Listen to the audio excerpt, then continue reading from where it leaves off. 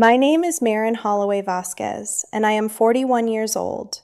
And on a Tuesday in late October at 6:14 in the morning, I sat at my kitchen table in Olean, New York, in a flannel robe my father bought me the Christmas before he died, looking at a yellow legal pad on which I had written one phrase in pencil: "The woman who pays."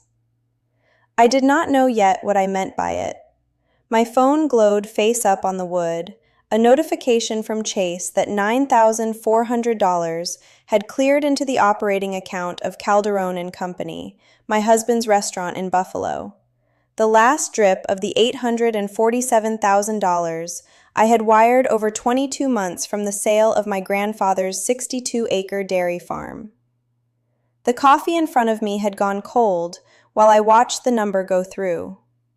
The reopening was Friday. I had paid for every chrome fixture, every velvet banquette, every porcelain plate, every embroidered word on my husband's chef's jacket. And that morning, in the half-light, I felt something I had not felt before.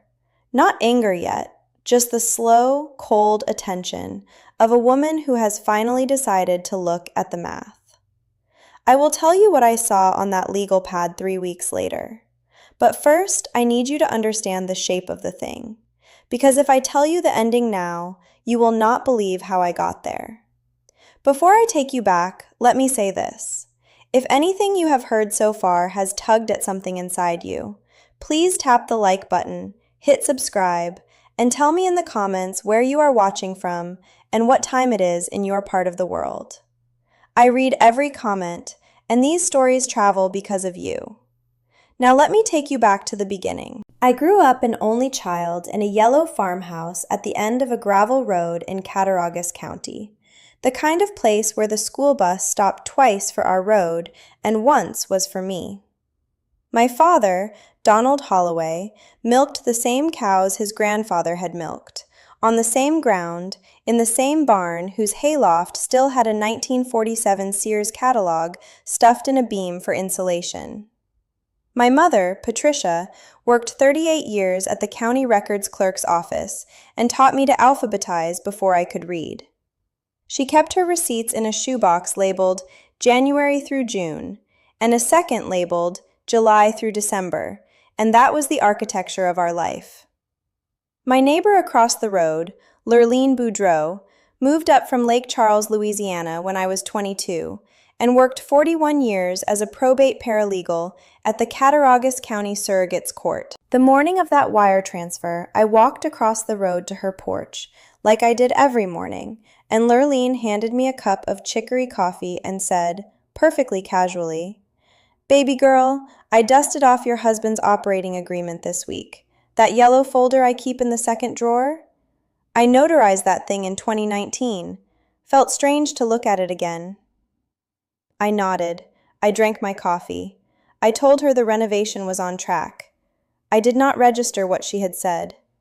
I would, 3 weeks later, register it as the single most important sentence anyone had ever spoken to me, but on that Tuesday morning, in my flannel robe, I let it slide off me like rain on a window.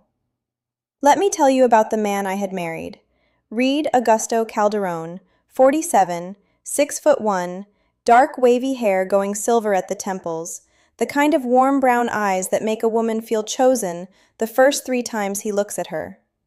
He had been at the Culinary Institute of America for 1 year and 3 months. He did not graduate. His bio called him CIA trained. His first restaurant in Schenectady had failed in 11 months when he was 23. And his mother, Renata, had paid off the debt with a second mortgage, and he had spent the next 24 years arranging matters so that he would never feel that small again. I met him at 33 at a Buffalo Chamber of Commerce mixer. He laughed at my joke about depreciation schedules. On our second date, he said he had been waiting for a woman who understood numbers because his life had been ruined by people who did not. I believed him. I married him at 35, and 4 months in, I signed a stack of papers he handed me at the kitchen table while he made me an omelet, and he said, "Loan paperwork, honey. The bank wants both of us on it. and I signed without reading because the omelet was getting cold and the man I loved was watching me trust him. 2 years ago, my mother died of pancreatic cancer, 18 months after my father, and I inherited the farm. And Reed sat with me on the porch the night of the funeral and said, "This is your grandfather's life, Mar. We're going to build something that lasts." I sold the farm for $847,000. I wired it to him in pieces, on a schedule, like he asked. He started calling me Mar instead of Maren around month 9. Around month 14, he started staying in Albany overnight for investor meetings. Around month 19, he stopped reaching for me in his sleep, and around month 21, I stopped reaching back. I will admit something I would never say out loud to a friend's face. By month 22, the night before the soft launch, I knew. I did not have a document. I did not have a name. I did not have a receipt. But I knew, the way a woman knows, the way the body knows before the mouth lets it speak. And I made the wire transfer anyway, because I could not bear to be the woman who had been wrong. I want to pause here, because I know some of you are nodding. If you have ever sent the next dollar into a man you already knew was leaving, hit the like button. Share this with the woman in your life who needs to hear that she is not alone, and subscribe so the next stranger who needs this can find it. I see you. Now let me tell you about the soft launch. It was a Sunday, 4 days before the official reopening, and Reed had invited the food critic from Buffalo Spree, 2 investors from Saratoga, and Lurleen, because I had asked. I wore a navy blouse and gray trousers and the Lake Pearl pendant my mother had given me. The critic was a tall man named Wendell, with horn-rimmed glasses, and Reed swept him in like an old friend, walked him table to table, told him the story of the chrome poles he had imported from Lyon. I was sitting at the corner of table 4 with Lurleen, my hand on a glass of water, when Wendell finally turned and looked at me and said, "And who is this lovely woman?" And Reed laughed, a real laugh, the kind that comes from the belly, and said, "Oh, that's the bookkeeper. That's Maren. She keeps me honest." Wendell laughed politely. I laughed too. I want you to understand. I laughed. The laugh was already queued up in my throat from 22 months of laughing at things that were not funny, from 22 months of being introduced as the bookkeeper at parties I had paid for. Lurleen did not laugh. She lifted her napkin to her lips, set it down beside her plate, and looked at me with a steadiness I have only seen on people who have already buried the thing they loved. After dinner, driving back to Olean alone in my Subaru with 187,000 miles on the odometer, I did not cry. I drove to the 24-hour Tops Market on East State Street, parked under a flickering lot light, and walked through the automatic doors. The night manager was Glenn Pasternak, an old client of mine. I had done his store's books for free for 2 years after his wife's stroke. Glenn looked up from the counter and said, "Mar, what are you doing here at this hour?" And I said very calmly, "Glenn, I need to use your copier." He took me back through the swinging doors to the office. I pulled out my phone. I copied every wire transfer receipt I had sent to Calderon & Co., every email thread with Reed about the restaurant, every invoice he had forwarded me. I did not know yet why I was doing it. I only knew that by the time I left the Tops parking lot at 11 minutes past midnight, I had a yellow folder on my passenger seat that had not existed an hour earlier, and the folder was heavier than it should have been, and somewhere in the back of my chest, for the first time in 2 years, something had begun to make a list. The next morning, the silence in the house was loud. Reed had gotten up at 5 to drive to Buffalo, kissed my forehead in the dark, told me, "Big day Friday, Mar, I love you," and left. I lay in bed listening to his car start, then the hum of the refrigerator, then nothing, and the silence had the strange, full weight that silence has when it is not the absence of something, but the presence of a thing not yet named. By Monday afternoon, I started hearing things. The first was from Beverly Knapp, who runs a catering company I used to keep books for, who called to ask in a careful voice whether Reed had really told her at a September vendor lunch that he was finally restructuring out of the family situation. The second was my hairdresser, who blinked too long when I mentioned Friday and said, "Honey, I heard he's bringing somebody new." The third was the worst. Reed's mother Renata called me Tuesday at noon, breathing through her teeth the way she did when she was trying not to cry, and said, "Maren, dear, are you sure you want to go to this reopening?" And when I asked, "Renata, what are you trying to tell me?" she said, "Nothing. Forget I called," and hung up. Reed had been spinning a smear so quietly that I had been the last person in his life to hear it. The story, in pieces, to vendors and investors and line cooks, was that I was the bookkeeper wife who never believed in the dream, the obstacle he had finally outgrown. I had paid for every step of that renovation. I had stayed up until 2 a.m. reconciling his vendor invoices the week he was supposedly creatively exhausted. I want to say something I would never say out loud. There was a moment, sitting in my car in the parking lot of the Olean Library on Tuesday afternoon, holding my phone in both hands, when I genuinely considered driving to Albany and finding the woman myself, knocking on her door in whatever apartment my husband was paying for, just to look at her face. I sat there for 11 minutes. The thing that stopped me was not dignity, it was math. I knew, the way a bookkeeper knows, that the woman was not the wound, the woman was the symptom. The wound was the paperwork. So I drove home. That night I did not sleep. I lay in the spare bedroom. I had been sleeping there for 6 weeks under the cover story of "Bad Cough, Don't Want to Wake You," and listened to an old Patti Loveless song my mother used to hum while she did the dishes, and somewhere in the second verse I started crying without making any sound, the kind of crying that just empties you. I almost picked up the phone and called Reed. I almost drafted a message beginning, "Tell me the truth, please, just once," before I stopped myself, because I knew what he would say. "Mar, what is this? Where is this coming from? You're exhausting yourself, baby. Get some rest." And he would mean every word. And I would believe him for 30 seconds, and the cost of that 30 seconds would be the next 11 hours of clarity. I deleted the message. I put the phone face down. The next morning at 7 a.m., Reed called and asked me to drive to the restaurant and pick up an invoice from the contractor. He said it was on top of the filing cabinet in his office. I drove the 70 minutes to Buffalo.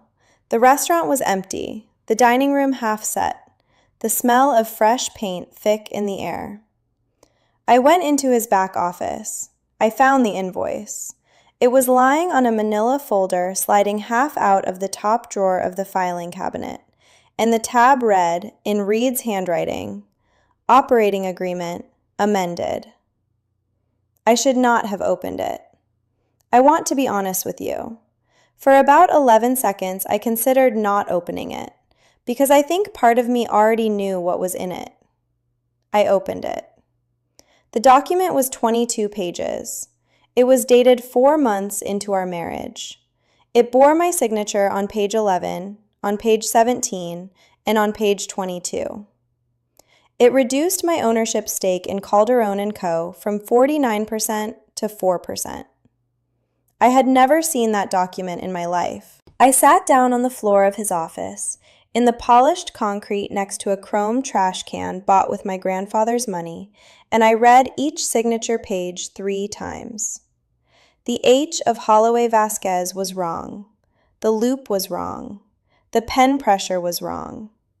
I had been a bookkeeper for 19 years. I have signed my name on documents thousands of times. I knew my own signature better than I knew my husband's voice, and that was not my signature on page 11. I did not scream. I did not cry. I took out my phone and I photographed every page. Then I put the document back exactly as I had found it, slid the folder back into the drawer, picked up the contractor's invoice, walked out, locked the door behind me, and drove 10 blocks before I pulled over on a residential street in Larkinville and sat in the car with my hands flat on the steering wheel for 41 minutes. I want to ask you something before I tell you what I did next, and I want you to actually answer it in the comments. What would you have done in that exact moment, sitting in your car in front of a stranger's house, holding 22 photographs of a forged document on your phone, with your husband's voicemail asking when you were coming home? Tell me. I read every comment. At 11:48 a.m., I called Lurleen. She answered on the second ring, the way she always did. I said, "Lurleen, I need you to do something for me, and I need you to do it without asking why yet." And she said, in her low Lake Charles voice, "Baby girl, name it." I said, "I need the original operating agreement you notarized in 2019. The yellow folder, the one in your second drawer. Don't move it. I'm coming home." She was quiet for 2 seconds. Then she said, "It's already on the kitchen table. I pulled it 3 weeks ago when I had a feeling. There's chicken pot pie in the oven. Drive safe." I drove home crying, but the crying was different now. It was not the crying of grief. It was the crying of a woman whose math is finally lining up. By the time I pulled into Lurleen's driveway at 1:14 in the afternoon, the inside of my chest had gone very, very quiet and very, very organized. Lurleen was standing on her porch with her reading glasses pushed up into her silver hair, holding the screen door open for me. The yellow folder was on her kitchen table next to a steaming pot pie.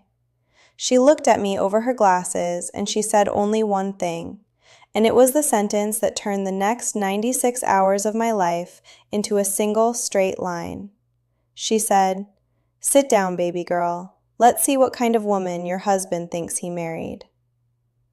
I sat down. Lurleen poured me a glass of cold, sweet tea, set the original operating agreement in front of me, set my photographed forgery beside it, and we read both, side by side, in the afternoon light coming through her lace curtain. The original was 22 pages. It was dated August 14th, 2019, 8 months before our wedding, on the day Reed had asked me to make this official, Mar, before we get married, so the IRS doesn't get cute later.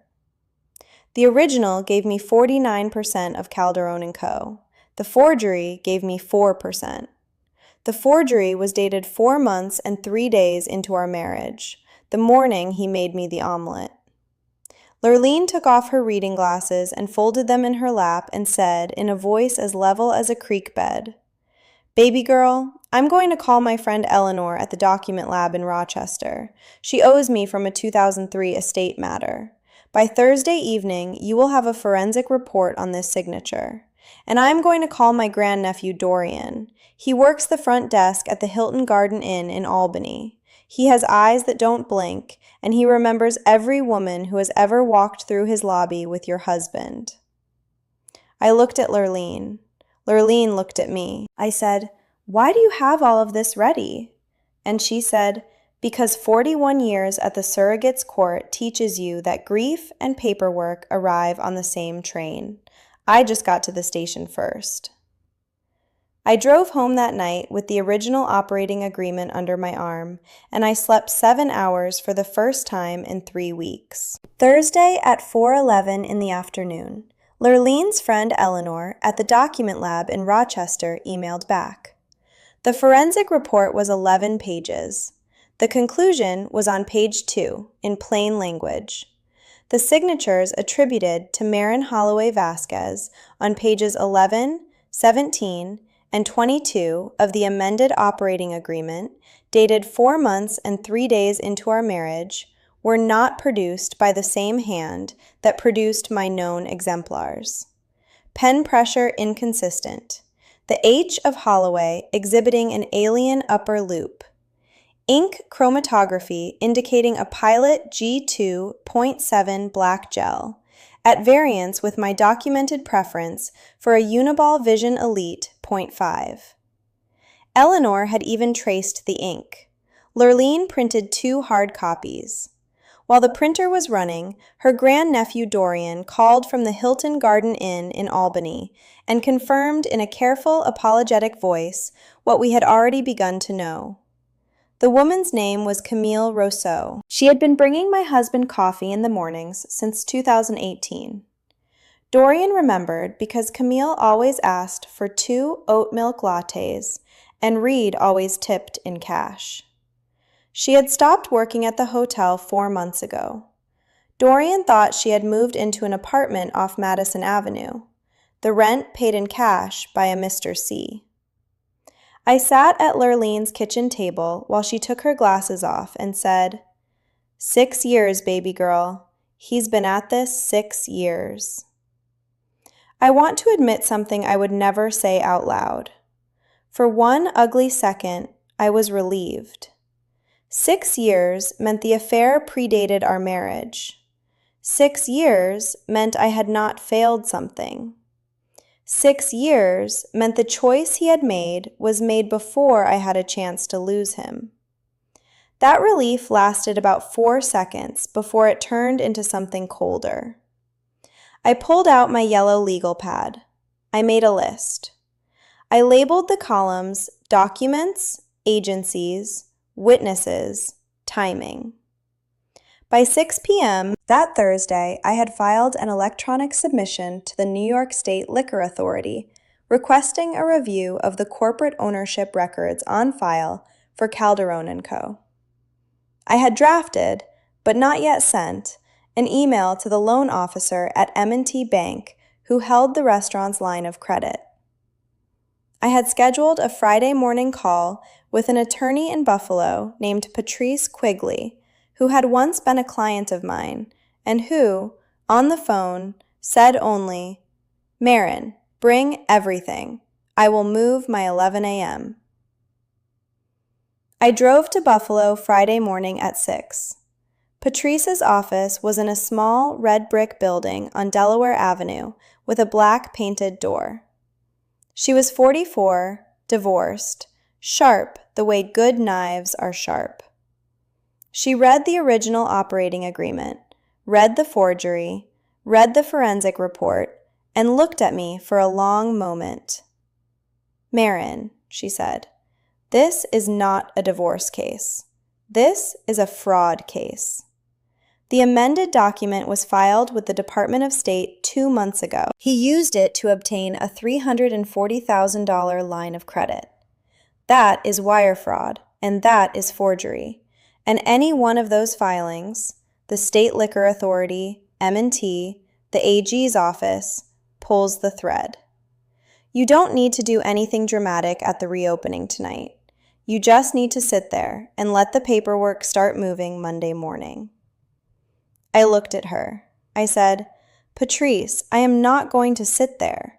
I am going to walk in there in front of every investor, every line cook, every food critic in this city, and I am going to put the original operating agreement on his table. Quietly. Once. I am not going to scream. I am not going to perform. I am going to give him exactly what he gave me, a public introduction." Patrice was quiet. Then she pulled out a yellow legal pad of her own and began writing. "Then I will be at table 14, she said, with a copy of the dissolution clause flagged. And I would like you to wear something dark, not black, charcoal. I want to ask you to do something for me right now, and I am not going to ask you again until the very end. If anything in this story has reached the place in your chest where you live, please tap the like button and hit subscribe. I want the next woman who is sitting in a parking lot with 22 photographs on her phone to find this story when she searches for it. That is all. I went home. I slept 4 hours. I dressed at 3 in the afternoon, the charcoal wool crepe sheath dress, the cream silk camisole my mother had given me on my wedding day, the low black leather pumps, polished but worn at the toe, my grandmother's gold wedding band on my right hand, because I had taken my own off Wednesday and put it in the shoebox labeled July through December. I pulled my hair into a low chignon with my mother's 2 pearl-tipped pins. I picked up the black leather portfolio from the kitchen table. Inside it were 5 things. The original operating agreement, notarized by Lurleen Boudreau on August 14, 2019. The forged amendment, dated 4 months and 3 days into our marriage. Eleanor's 11-page forensic report. The 3 wire transfer receipts totaling $847,000, and Lurleen's notary register, opened to page 311. I drove to Lurleen's. She was sitting on her porch in her navy A-line dress with the white piping she had owned since 1998. She stood up when she saw me. She did not say anything. She put her leather tote over her shoulder, walked down her porch steps, climbed into my Subaru, and we drove the 70 minutes to Buffalo together without speaking. The late October light going gold across the fields, the radio off. The night before the reopening, Reed had hosted a chef and staff dinner at the restaurant for the bartenders, line cooks, sommelier, hostess, and pastry team, the people who would be working the floor on Friday. I had been there. I had stood up during dessert in front of every one of them, and I had given a quiet toast. I had thanked Marcus the bartender by name for the new cocktail menu. I had thanked Gianna the pastry chef for the croquembouche. I had thanked Hector the sommelier for the wine pairings, and I had said, near the end, that everything we build is on paper somewhere, and paper outlasts us all. Reed had blinked. The staff had not. They had looked at me in a different way for the rest of the evening. I had bound them by name to me, in the only room my husband thought he owned, and the binding was not loud, it was quiet, and it was permanent.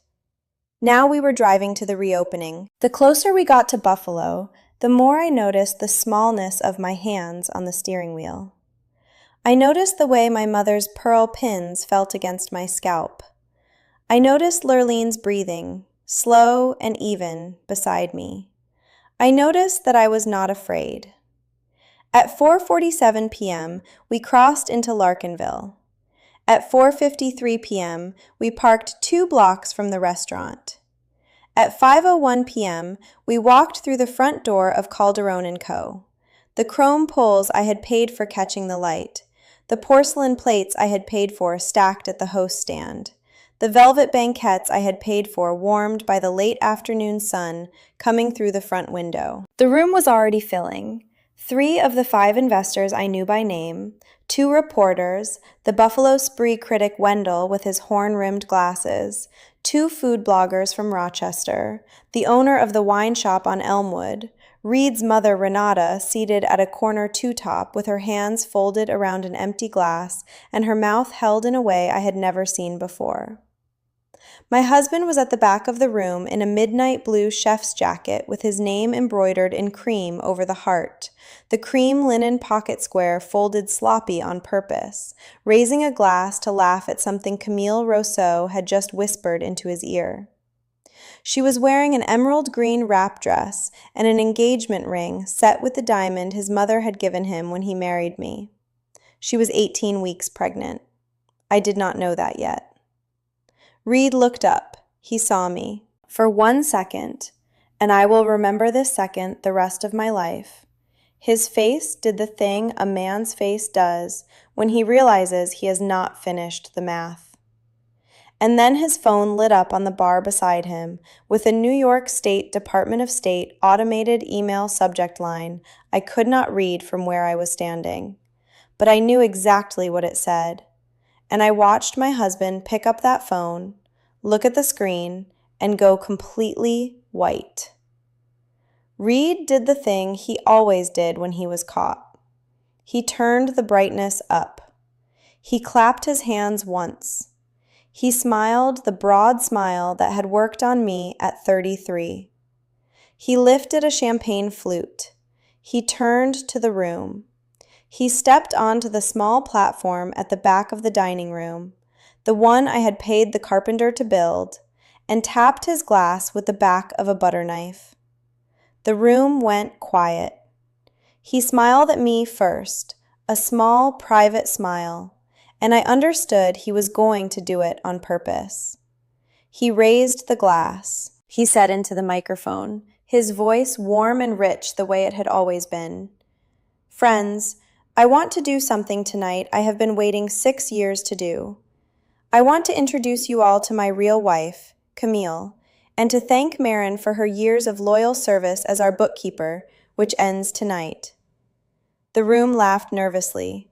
Wendell looked at me with his pen frozen above his notebook. Camille smiled, her hand on her stomach. Renata closed her eyes in the corner. I did not flinch. "I want to be honest with you.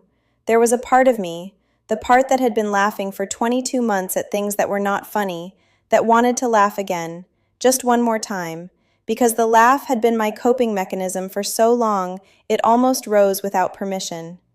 I did not laugh. I walked.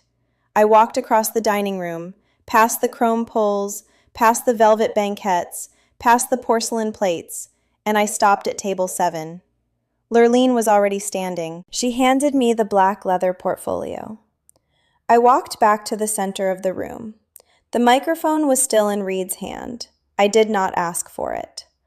I walked to his white tablecloth table, the one set with 2 place settings, his and Camille's, and I opened the portfolio. I took out the original operating agreement, notarized August 14th, 2019, and I set it down. I took out the forged amendment, dated 4 months and 3 days into our marriage, and I set it down beside the first. I took out Eleanor's 11-page forensic report, and I set it down on top of the forgery. I took out the 3 wire transfer receipts totaling $847,000, and I fanned them across the linen. And then I took out Lurleen's notary register, opened it to page 311, and I laid it flat on the table. Page 311, with Lurleen's own signature and seal in fading blue ink, dated August 14th, 2019, recording the original notarization. The seed Lurleen had planted 3 weeks earlier, "I dusted off your husband's operating agreement," was the foundation under everything on that table. I lifted my eyes to the room. I said, in a voice that was not loud, "He didn't fire me. I am the majority owner of this restaurant. As of 9 a.m. Monday, I am exercising the dissolution clause on page 11. I did not look at Reed. I looked at Wendell, who was already writing. I looked at Patrice Quigley at table 14, who nodded once. I looked at Renata, who had opened her eyes again and whose lips were moving silently around the word, "finally." Camille's hand went to her stomach. She looked at Reed for the first time the way a woman looks at a man who has just become smaller. Her engagement ring caught the light. She started, very quietly, to cry. Reed said my name. He said it the way he had said it on our second date. Mar. He stepped down from the platform. He reached for me. I want to tell you what I saw in his eyes in that second, and I want to tell you the truth. I did not see a monster. I saw a 47-year-old man whose mother had paid his debts when he was 23, and who had spent 24 years trying to never feel that small again, and who had failed, and who had used every dollar of my grandfather's life to fail, and who was now, finally, exactly as small as he had always been. I felt almost sorry for him. Almost. As I turned to leave, I caught Camille's eye. She was crying with her hand on her stomach. She mouthed 2 words at me. I didn't know. I could have destroyed her with 1 sentence. Instead, I nodded. I gave her the only gift she had ever been given by a woman in that restaurant. I treated her like a person. I walked out. Lurleen walked behind me. The street was cold. We did not speak until we got to the car. Lurleen said, "You did good, baby girl." And I said, "I know." And I did not cry. I drove us back to Olean in the dark. the radio off, the road empty. I sat on Lurlene's screened porch with a quilt across my knees and a mug of chicory coffee in my hands until 2 in the morning, and I watched the leaves fall across her yellow ranch house yard, and I felt the thing I had not been able to name that morning at the kitchen table. The woman who pays. I had been the woman who pays, and I had decided, finally, to stop. The next 11 days were quiet. The State Liquor Authority opened an inquiry on Tuesday morning. M&T Bank froze the line of credit on Wednesday afternoon. 2 of Reed's investors withdrew. Wendell's piece in Buffalo Spree ran on Thursday under the headline, "The bookkeeper wife was the owner." Renata called me on the second Saturday and asked if she could come visit me. She came. She sat at my kitchen table. She said only, "Maren, my son is his father's son. I am sorry. I should have warned you years ago." I poured her coffee. I did not say, "I forgive you," because I do not perform forgiveness. I said, "Renata, you are welcome at this table any time."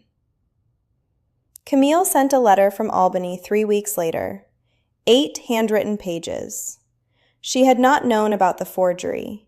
She had not known about the wire transfers. She had thought she was being chosen. She wrote that she was leaving the apartment. Her mother was coming up from Cohoes to help her pack. She did not ask me to forgive her. She asked me only, "Did the diamond in the engagement ring belong to your mother-in-law's mother?" I wrote her one sentence back. "Yes, send it to Renata. It is not yours, and it is not mine to keep." I sent the dissolution paperwork on a Monday at 9 a.m. exactly, the way I had said I would. I assumed full ownership of Calderon & Co. I did not reopen it as a restaurant. I leased the space to a young woman named Aaliyah Daniels, who had been a sous chef at a hotel in Rochester for 9 years, and who had a business plan and $3,000 and a plan for a women and veteran-owned cafe. I gave her terms my husband would have called insane. She is doing well. I sat down a year later at the same kitchen table where it had all started, and I wrote one sentence on a fresh yellow legal pad, in pen this time, not pencil. A woman who pays for her own life is not a woman who paid too much. I drove the legal pad across the road and I gave it to Lurleen. She read it. She laughed once, low and slow. She said, "Baby girl, that's the line." My name is Maren Holloway Vasquez. I am 41 years old. I sit on a screened porch in Olean, New York, in a flannel robe my father bought me the Christmas before he died. And I watch the leaves turn, and the coffee in front of me is still warm, and the legal pad in my lap is blank, and that is enough. If you have made it this far with me, I want to ask you something. Have you ever paid for a life that turned out not to be yours? Tell me in the comments. Tell me your first name and what state you are watching from. Tell me what you took back, or what you are still working up the nerve to take back. I read every single comment. If this story moved something in you, please hit the like button. Please subscribe so the next stranger who needs this story can find it. And please share it with the woman in your life who needs to hear that the math is on her side. I love you. I see you. Thank you for sitting with me.